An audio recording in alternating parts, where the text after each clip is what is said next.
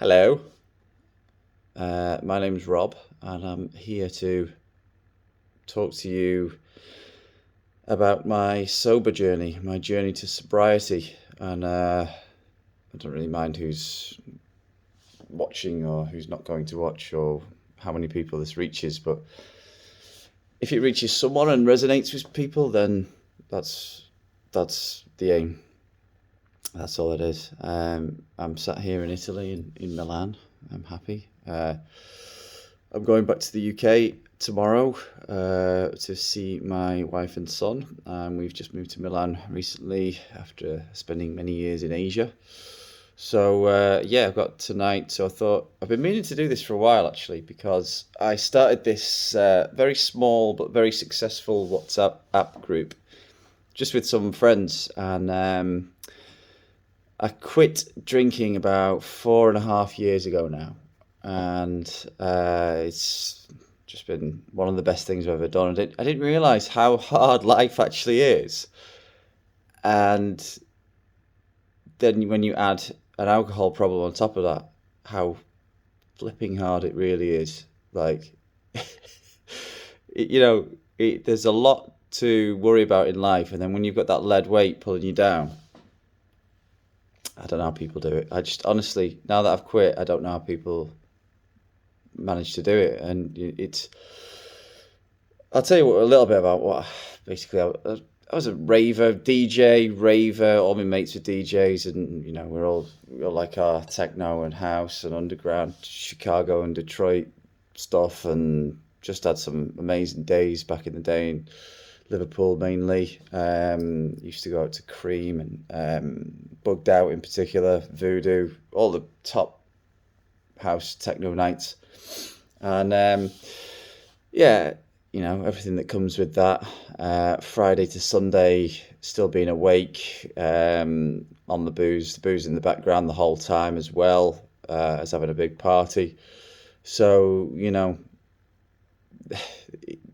what happens is you grow out of that a little bit. Still love the music, still DJ, but I'm not a party animal anymore like I used to be, which is actually a good thing now.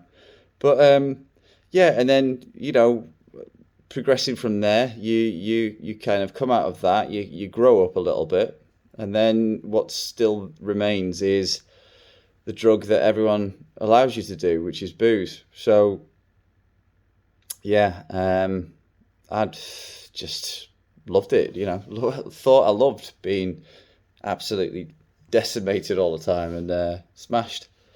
And yeah, it's normal, isn't it? Everyone thinks it's normal. It's a normal thing being absolutely battered, or not even being absolutely battered. I hardly have a drink. I don't drink much. I'll only have a couple of glasses a night, a couple of glasses of wine a night, and you know, it's a slippery slope, isn't it? So I'm not. Anyway, I'm not here to preach. I'm not here to preach. Anyone who family and friends all drink in front of me, that's fine. I don't care about that. What I do want to say is though that if you do decide that you want to quit the booze, then it's really really worthwhile doing.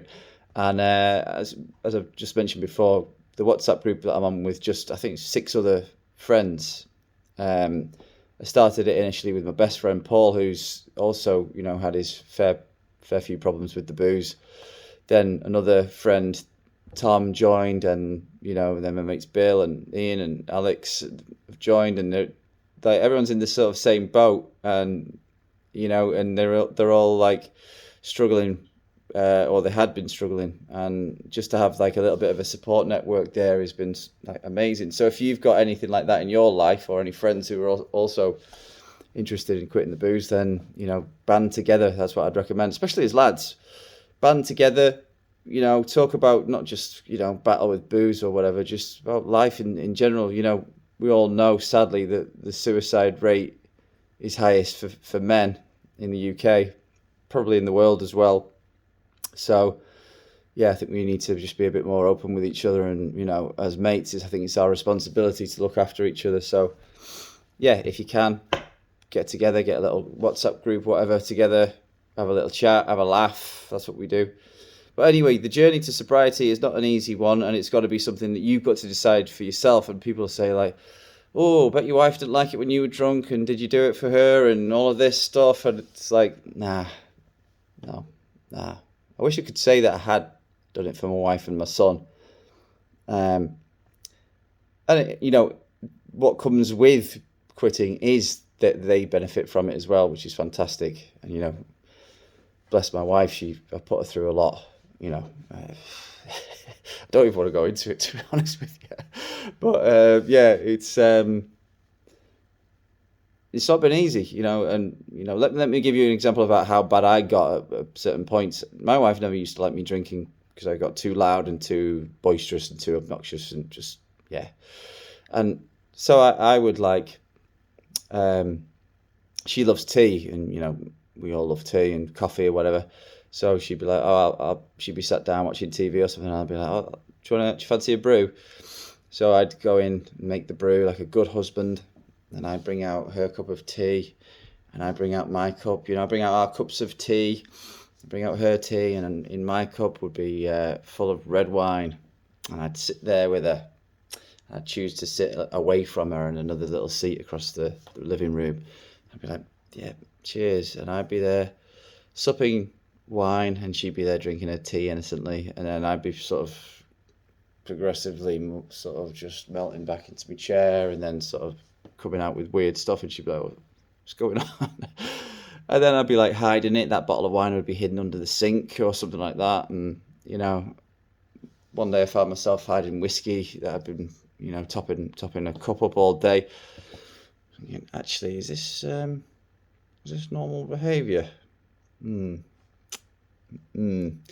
So that happened for years, and then eventually I had some time to myself in China where we used to live, and I had about 5 weeks to find us an apartment in a different city, because we were living in Shenzhen and then we were moving to a different city. I had about 5 weeks to myself, and I was absolutely smashed every night. I saw it as such an opportunity to just get absolutely destroyed and have a party to myself. And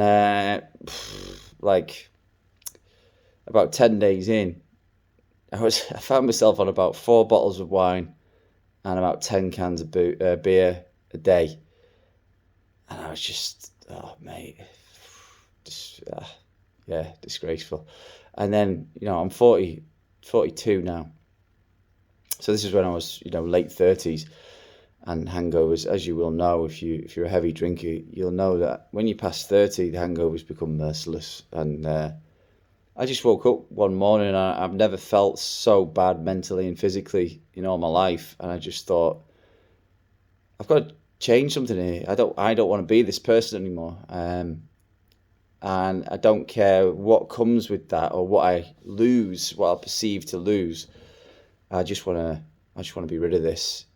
And it always did feel, I always describe alcohol problem or an addiction like a lead weight that you're dragging around with you. And that's what it was. It's a lead weight. If you can let go of that lead weight, oh my God, you feel so free. It's fantastic. So yeah, that's what's happened to me. Just having a cup. Doesn't have red wine in it, by the way. This is decaf coffee. It's about 1 a.m. here in Milan. And so a little slurp. And it's been the best thing I've actually ever done. It's freeing. You feel that you have to make the mindset change. That's what I've always said. Mindset change.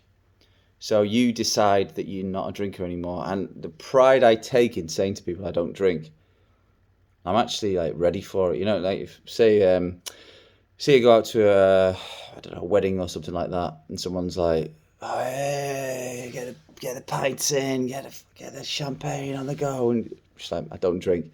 Oh, you don't drink? And this is what I used to get worried about. I used to get worried about people judging me.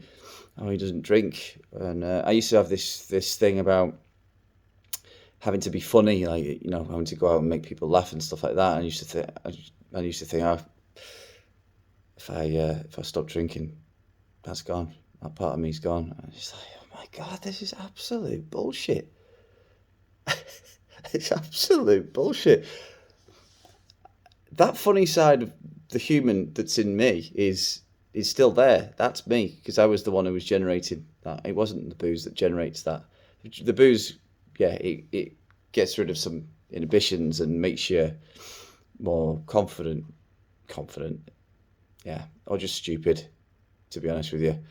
And I thought I was being hilarious, and probably 99% of the time, it probably wasn't even being that funny. But it's just the addiction is telling you all of these little cheeky things. So got to watch out for that voice as well. If you're thinking about quitting, watch out for that voice that says, "Ooh, you're not going to be that," or "Ooh, you're going out there without a drink. Are you mad?" So yeah, just watch out for that little voice.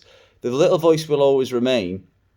And I read in a book, I can't remember which book it was. I've read quite a lot of self-help books, to do with alcohol.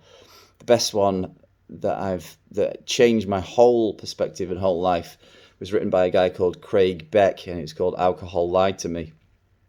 So I would highly recommend that book. You can get it on, I think you can get it on Amazon, I think. I got it in a PDF. I just read it on my phone on a PDF.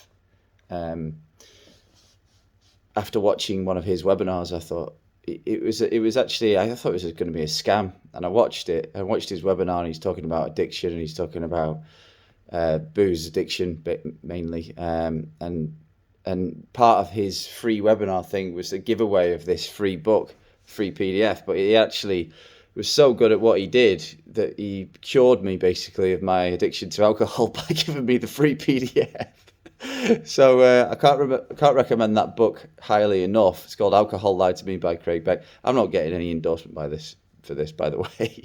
But I just, that book is a game changer for me. Or it was for me anyway. People react differently to different stuff, and I think it's about being ready for the situation in your life as well. So yeah, that book was a game changer. And yeah, just if you're on that journey, just know that people like me and other mates of mine and stuff like that, you can find people who have been on the journey and who've quit and who've decided to challenge the norm by quitting as well. People just absolutely just don't get it sometimes if you've quit. But then you'll find other people who are interested in it. You say like, yeah, I've quit. I don't drink anymore. And be like, oh really? Oh right. I've been thinking about cutting down myself, or I've been looking into sort of maybe getting a bit more sober as well recently, because it's obviously not good for you and stuff like that, and people are getting a bit more wise to it. But other people are sort of like, you're not drinking? What? That's mad. So you're not alone. And if you fancy commenting on anything that I've had to say tonight, then you're more than welcome here on this WeChat. And let's see, WeChat, YouTube. WeChat's Chinese. Yeah, on YouTube, and just see what where you're at on your journey, because that's why I've decided to do this. I just want to see if there's anyone out there, if there's even one person that can find this relatable. Then yeah. Anyway. Right, I've waffled on for 13 and a half minutes there, so I'm going to leave it there for now. But I just wanted to sort of introduce you to my journey, say that you're not alone, and that, let's talk. If you want to have a chat, whoever you are, wherever you are, send me a comment, and let's have a chat. Yeah, absolutely. So pleasure to see you, whoever you are out there, and if you've got anything that you would like to say or get in touch, then by all means do it.